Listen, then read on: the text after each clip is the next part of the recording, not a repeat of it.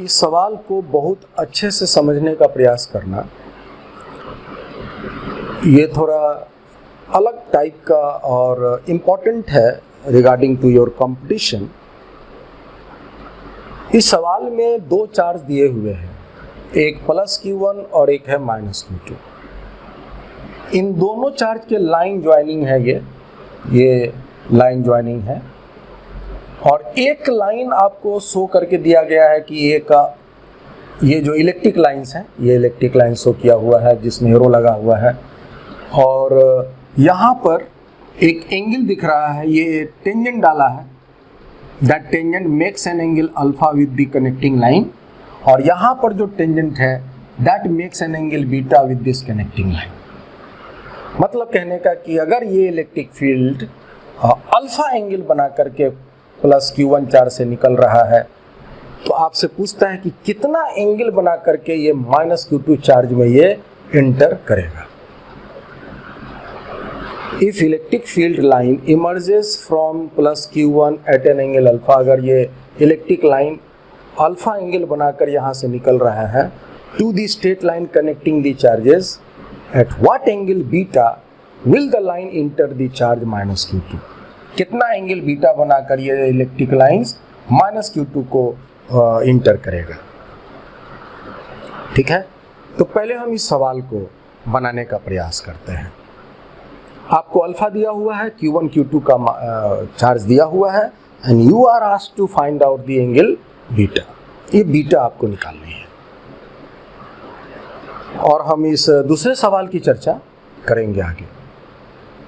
तो पहले हम इस अल्फा और बीटा का कैलकुलेशन हम कर लेते हैं। ठीक है, तो आप इस बात को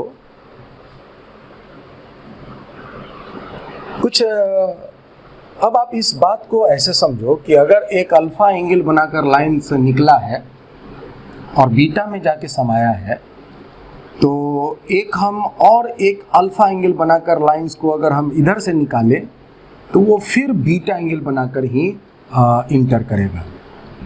that would B beta, that would be alpha.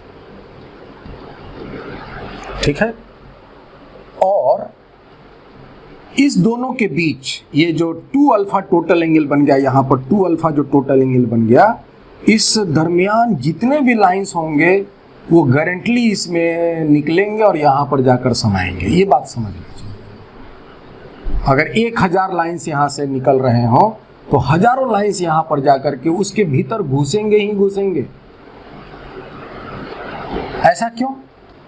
ऐसा हम क्यों कह पा रहे हैं कि अल्फा, अगर इस दरमियान अगर जितने भी लाइंस यहाँ से निकलेंगे ये 2 अल्फा के दरमियान, एक्चुअली में लाइंस चारों तरफ निकलते हैं। हमने आपको बताया था कि सपोज करो ये आपके चार्ज हैं, है ना, ये अगर चार्ज है, ये सपोज करो ये Q1 चार्ज है और एक इलेक्ट्रिक लाइंस ये यहाँ पर एक मान लिया जाए कि और एक कोई चार्ज है। So it is Q2 and it is Q1। तो Q1 जो लाइन छोड़ के Q2 में Q1 जो लाइन छोड़ रहा है और Q2 में जो समा रहा है अल्फा एंगल बन के और बीटा एंगल से घुस रहा है, ये चारों तरफ हो रहा है इस कनेक्टिंग लाइंस के दरमियान।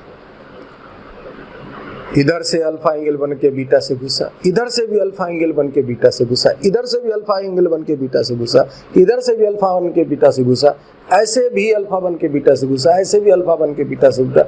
ये चारों तरफ लाइंस छोड़ रहा है और उसमें चारों तरफ लाइंस आकर के इंटर कर रहा है।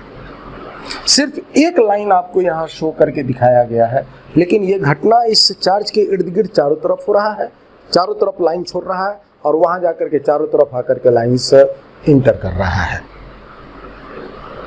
ठीक है, अगर हम बात करें तो सॉलिड एंगल एक यहाँ पर तैयार होगा और वहां पर भी एक सॉलिड एंगल तैयार होगा। तो इस केस में अगर हम एक छोटा स्फीयर कंसीडर करते हैं, सपोज करो एक छोटा स्फीयर कंसीडर करते हैं, दिस इज ए स्फीयर। तो इस स्फीयर के दरमियान आप देखो ध्यान से तो आपको पता चलेगा इतने सॉलिड एंगल चारों तरफ बनेंगे। ठीक है, अगर हम इसको कुछ एक अलग डायग्राम से आपको दिखाते हैं, सपोज करो ये आपका एक स्फीयर है और एक छोटा सा हम अगर इस स्फीयर का सेक्शन लेते हैं, समझने के लिए बना रहे हैं, सवाल तो बहुत आसानी से बन जाएगा इसको समझने के लिए। एक ये छोटा सा हम सेक्शन कंसीडर करते हैं इस स्फीयर का पार्ट काट के, जो सेंटर पर ये एंगल बना रहा है से अल्फा और ये एंगल बना रहा है, ये भी अल्फा ही है। तो ये चूंकि स्फीयर है, ठीक है, तो ये जो पार्ट एंगल बनेगा इसके कुछ इस तरह से एंगल बनेंगे, ऐसे। This would be the solid angle. यहां पर एक सॉलिड एंगल का निर्माण होगा चारों तरफ, और ये जो हाफ एंगल ऊपर है अल्फा और हाफ एंगल इधर है बी अल्फा। तो हमने इसी फिगर का सॉलिड एंगल कैलकुलेट करने आपको सिखाया था कि यहाँ पर अगर सॉलिड एंगल बनता है ओमेगा, तो इस ओमेगा का मान होता है 2 pi 1 minus cos alpha, 2 pi 1 minus cos alpha. तो ये सॉलिड एंगल के सेक्शन में हमने प्रूफ किया था, आप उसको सॉलिड एंगल वाले वीडियो में थोड़ा सा रेफर कीजिएगा तो आपको ये बात पता चलेगा, ठीक है। और इसी तरह का देखो यहाँ पर वही जो फिगर है, अगर हम एक चार्ज को Q1 यहाँ मान लेते हैं और ये इस तरह के लाइंस छोड़ रहे हैं, इस तरह के लाइंस चारों तरफ छोड़ रहे हैं, ये आपका स्फीयर बन गया।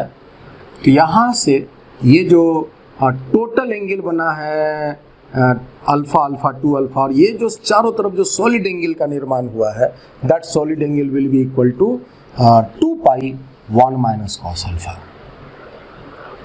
और इसी तरह से हम यहाँ भी एक स्फीयर ड्रॉ करके इसके सॉलिड एंगल को निर्माण कर सकते हैं, और यहाँ जो इसके चारों तरफ जो सॉलिड एंगल बनेगा इसके इर्द गिर्द, वो कोरस्पॉन्डिंगली कितना हो जाएगा। तो अगर हम इसका सॉलिड एंगल की बात करें, इसका हम बोलेंगे 2 पाई 1 माइनस कॉस अल्फा, और इसका सॉलिड एंगल हम कह सकते हैं इस जगह पर जो चारों तरफ बनेगा, that would B 2 pi 1 minus cos beta, this is. तो हम सॉलिड एंगल के रीजन में चले गए हैं, क्योंकि हम जानते हैं कि जो चार्ज है वो सिर्फ लाइन जो है वो सिर्फ एक ही इस तरह से नहीं छोड़ता, ऐसे भी छोड़ता है, ऐसे भी छोड़ता है, ऐसे भी छोड़ता है, ऐसे भी छोड़ेगा, ऐसे भी छोड़ेगा, ऐसे भी छोड़ेगा, ऐसे भी छोड़ेगा। तो चारों तरफ लाइंस यहाँ से निकलेंगे एक सॉलिड एंगल का निर्माण करते हुए। तो अल्फा एंगल बना करके जो लाइंस यहाँ से निकल रहे हैं वो कितना कोरस्पॉन्डिंग सॉलिड एंगल का निर्माण करेगा चारों तरफ, that would B 2 pi 1 minus cos alpha. और यहाँ पर जो बीटा एंगल बना करके लाइन समा रहा है, तो अपने चारों तरफ कितने सॉलिड एंगल बन के वो निर्माण कर रहा है, that would B 2 pi 1 minus cos beta. तो आशा है कि आप ये बात समझ रहे होंगे कि लाइंस ये चार्ज चारों तरफ छोड़ता है और वो एक सॉलिड एंगल का फॉर्मेशन करते हुए वहां से निकलता है।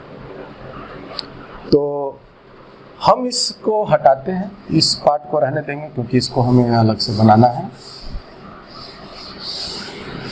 ठीक है। इसको भी हटाते हैं। अब बात करते हैं, हमने आपको बताया था कि एक चार्ज, इकाई चार्ज अपने आसपास कितने लाइन छोड़ते हैं, 1/ε0। तो क्यू चार्ज अपने आसपास कितने लाइंस छोड़ेंगे, टोटल लाइंस। अगर ये चार्ज की बात करें तो टोटल कितने लाइंस वो छोड़ सकता है चारों तरफ। अगर एक चार्ज है क्यू, तो ये अपने आसपास कितने लाइंस टोटल संख्या में छोड़ सकता है। तो इसका हमने कैलकुलेशन सिखाया था एसआई यूनिट में, that would be equal to Q/ε0। एक कूलम चार्ज 1/ε0 लाइन छोड़ता है, प्रॉपर्टीज में बताया हुआ है, और क्यू चार्ज जो है अपने चारों तरफ Q/ε0 लाइन छोड़ता है। तो आप यहाँ गौर से देखो, तो ये जो चार्ज Q1 है अपने चारों तरफ कितने लाइंस छोड़ेगा, तो अपने चारों तरफ टोटल इधर इधर इधर इधर टोटल लाइंस छोड़ेगा, उसकी संख्या होगी व्हाट इज इट, Q/ε0। और टोटल एंगल कितना बनेगा, सॉलिड एंगल 4 पाई। तो 4 पाई सॉलिड एंगल पर टोटल लाइंस की संख्या होगी Q1 बाई एप्सिलॉन नॉट। तो इतने सॉलिड एंगल में कितने लाइंस होंगे? अगर हम टोटल लाइंस की संख्या यहाँ पर इसके जो लाइंस निकल रहे हैं टोटल इधर इधर इधर इधर चारों तरफ जो लाइंस निकल रहे हैं उसकी टोटल संख्या की बात करें कि इस सॉलिड एंगल में टोटल कितने लाइंस जो है वो लिंक्ड होंगे, तो आप ये कैलकुलेट कर सकते हो। आप कह सकते हैं कि एक चार्ज अपने चारों तरफ जो स्फीयर में जो सॉलिड एंगल बनाया 4 पाई और 4 पाई सॉलिड एंगल में टोटल लाइंस की संख्या है Q1 बाई एप्सिलॉन नॉट। तो इकाई सॉलिड एंगल पर लाइंस की संख्या होंगी 4 पाई एप्सिलॉन नॉट। तो इतने सॉलिड एंगल में उसकी जो लाइंस की संख्या होंगी Q1 mu 1 divide omega 1 by 4 pi epsilon not. ठीक है। और इसी तरह इसकी अगर हम बात करें तो ये Q2 अपने चारों तरफ कितने लाइंस बनाएंगे? तो ये अपने चारों तरफ लाइंस बनाएंगे Q2 बाई एप्सिलॉन नॉट। और वो जो लाइंस निकलेगा टोटल सॉलिड एंगल कितने में निकलेगा? तो 4 पाई। तो 4 पाई इस केस में इसकी बात करेंगे तो बोलेंगे कि Q2 by epsilon not lines बनाएंगे। ये सॉलिड एंगल है तो इकाई सॉलिड एंगल में जो लाइंस की संख्या होंगी Q2 by 4 pi epsilon not. तो इतने सॉलिड एंगल में that is omega 2 solid angle में लाइंस की टोटल मात्रा हो जाएगी Q2 omega 2 by 4 pi epsilon not. This much. अब हमने बताया था कि जितने लाइंस यहां से निकलेंगे वही लाइंस इसमें समाएंगे। ऐसा नहीं है कि अगर 10 लाइंस इसके दरमियान निकला है तो 10 इसमें नहीं घुसा, इसके दरमियान ही खत्म हो गया, ऐसा नहीं होगा। इस दरमियान अगर लाइंस निकले हैं तो इसमें जरूर घुसेंगे, अगर नहीं घुसते हैं तो बाहर निकलेंगे। अगर मान लीजिए एक लाइंस ऐसे निकला और ऐसे निकल गया या ऐसे निकल कर ऐसे चला गया तो लाइंस कट जाएंगे। और 2 इलेक्ट्रिक लाइंस आपस में कभी नहीं कटते हैं। तो ना कटे उसके लिए यहां से अगर निकला है तो इसमें जरूर घुसेगा। तो आप कह सकते हैं कि अगर यहां से 100 लाइंस निकला है तो 100 लाइंस जरूर इसमें अंदर समाएगा। तो ओमेगा 1 सॉलिड एंगल के दरमियान जितने लाइंस निकले हैं उसकी संख्या और ओमेगा 2 जो सॉलिड एंगल है उसमें जितने लाइन समाये हैं उसकी संख्या दोनों आपस में बराबर होगा। मतलब कि ये लाइंस की संख्या है और ये जो लाइंस की संख्या है ये दोनों आपस में बराबर होगा। तो you can write Q1 omega 1 divided by 4 pi epsilon nought is equal to Q2 omega 2 divided by 4 pi epsilon nought. ये आपके कट जाएंगे। Q1 ओमेगा 1 दिया हुआ है 2 पाई 1 माइनस कॉस अल्फा और ये हम निकाले हुए हैं। और यहाँ पर Q2 2 pi 1 minus cos beta, 2 pi cut जाएंगे और आप इसी से बीटा कैलकुलेट कर सकते हो। You have got the value of alpha. तो थोड़ा हम इसको सिंप्लीफाई कर लेते हैं। Q1 इसको लिख सकते हैं 2 sine square alpha by 2, trigonometrical formula है। Q2 इसको लिख सकते हैं 2 साइन स्क्वायर बीटा बाई 2, 2 और ये 2 कट जाएंगे और हमें चूंकि बीटा निकालना है तो हम इसको हटाते हैं। इसको हम यहाँ कर लेते हैं, ठीक है। तो क्या कह सकते हैं यहाँ Q साइन बीटा बाई 2 का मान जो है वो आ जाएगा कितना भाई? साइन बीटा बाई 2 हो जाएगा root under Q1 by Q2 sine alpha by 2।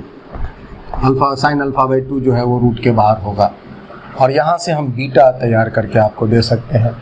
तो हम इस बात को यहाँ पर कर लेते हैं।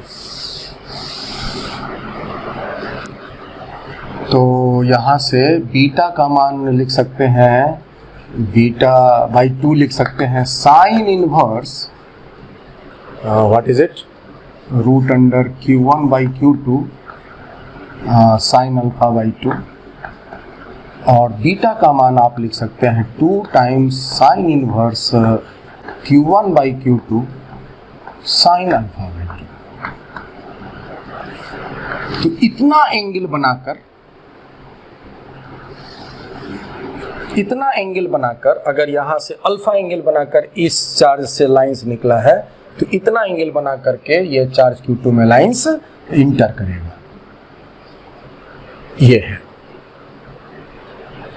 तो इसको हम नहीं मिटा रहे थे, इसके वजह यह है कि हम इस कॉन्सेप्ट को समझते हुए ये अगर सॉलिड एंगल अगर हमें मालूम हो या हमसे अगर पूछा जाए कि इस दरमियान टोटल कितने लाइंस जो हैं वो लिंक्ड हो रहे हैं, इस सॉलिड एंगल के दरमियान कितने इलेक्ट्रिक लाइंस ऑफ फोर्सेस पास हो रहे हैं, तो that much be the electric lines of forces.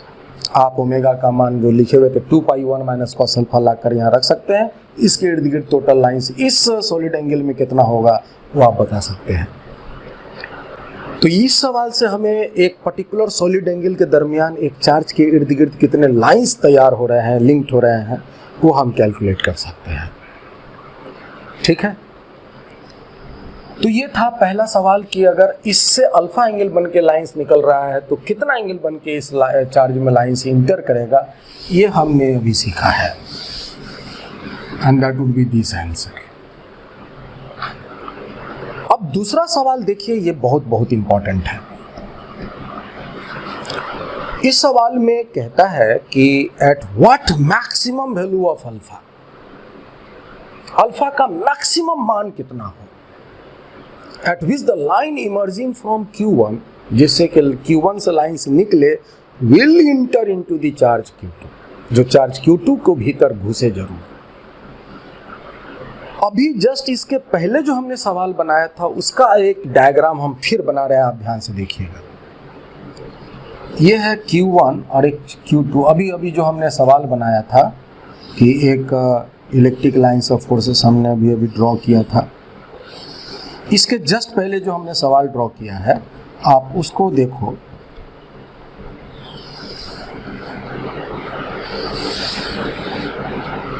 ठीक है, और इसके लाइंस कुछ ऐसे बन करके चले गए थे। इसके पहले वाला सवाल में जो हम फिगर चूंकि मिटा दिए हैं, कुछ इसी तरह का उसके डायग्राम थे। हम यहाँ पर एक खास चीज़ दिखाने के लिए ये डायग्राम बना रहे हैं, आप इस बात को समझिएगा। यहाँ से ये हम समझाना चाह रहे हैं इस डायग्राम में कि देखोगे तो ये तो लाइन से यहाँ से निकल कर इसमें चला गया, ये लाइन ऐसे निकल करके इसमें चला गया, इसका एंगल है ये वाला। ये भी लाइंस निकल करके इसमें घुसा क्योंकि इसका एंगल है ये वाला। ये लाइन देखो, ये लाइन ऐसे जाकर के इसमें जरूर समा गया है, लेकिन इसका एंगल ये है, ये वाला एंगल है। और इस एंगल के बाद ये वाला जो लाइन है, ये देखो, ये समाने के लिए मुड़ा जरूर है लेकिन समा नहीं पाया, हुआ आगे भाग गया है। Just look it. तो आप यहां गौर से देख रहे होंगे कि क्या हो रहा है। जैसे जैसे हम अल्फा एंगल बढ़ा रहे हैं, अल्फा एंगल ये जो लाइन से निकल रहा है Q1 चार्ज से, ये जैसे जैसे एंगल बढ़ रहा है, लाइंस इसमें घुस रहे हैं, बड़ा मुश्किल से घुस रहे हैं, और एक पर्टिकुलर एंगल ये वाला पर लाइंस इसके भीतर घुसना ही बंद हो गया है, वो बाहर से ही चला गया है। ठीक है, इसी को कॉन्सेप्ट मान करके आपसे प्रश्न ये पूछा जा रहा है कि मैक्सिमम कितना एंगल हम यहाँ पर अल्फा का जो बना करके लाइंस निकले, ताकि निकला हुआ वो लाइन जरूर Q2 में घुस जाए। और उस अल्फा के वैल्यू से अगर हम और ज्यादा एंगल बना करके लाइंस को निकालेंगे तो फिर इसमें नहीं घुसेगा, बाहर चला जाएगा। You have got to find the maximum value of alpha of the line emerging from the charge Q1 should must go into the charge Q2। इस बात का ये जो डायग्राम है, इस बात को समझाने के लिए हमने आपको फिर से बनाया है। ठीक है, तो सारे लाइन जो Q1 से निकलेंगे वो जरूरी नहीं है Q2 में जाएंगे। वो कुछ लाइंस Q2 में जा सकते हैं, कुछ लाइंस Q2 के बाहर भी जा सकते हैं। तो यहाँ पर हमें वो एंगल बतानी है कि जिस एंगल पर लाइंस मैक्सिमम एंगल अल्फा की बतानी है कि उतना एंगल पर निकलने के बाद ये इसमें समा जाए, और उससे अगर हम जरा भी एंगल बढ़ाएंगे तो वो लाइन इसमें नहीं समाएगा। ठीक है, सो आइए हम इसी के लिए हम इसको बचाए हुए थे। At what maximum value of alpha eight which the line emerging from Q1 will inter into the charge minus Q2, that is the question. इस सवाल का जवाब देखो हम कैसे देते हैं।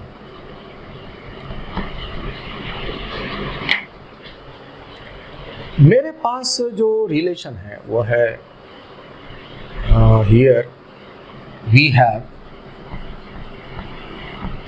Sign beta by 2 is equal to root under Q1 by Q2 sine alpha by 2, और हम जानते हैं कि साइन का वैल्यू हमेशा 1 से कम होता है या उसके बराबर होता है।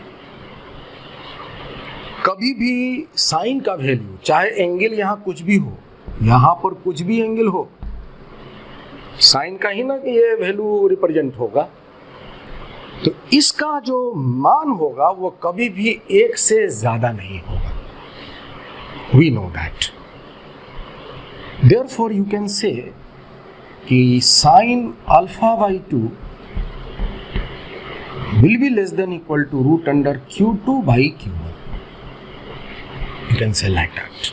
इसको हम Q2 by Q1 को उधर भेज दिए 1 के पास, और यहाँ से हम कह सकते हैं alpha by 2 less than equal to sine inverse root under Q2 by Q1।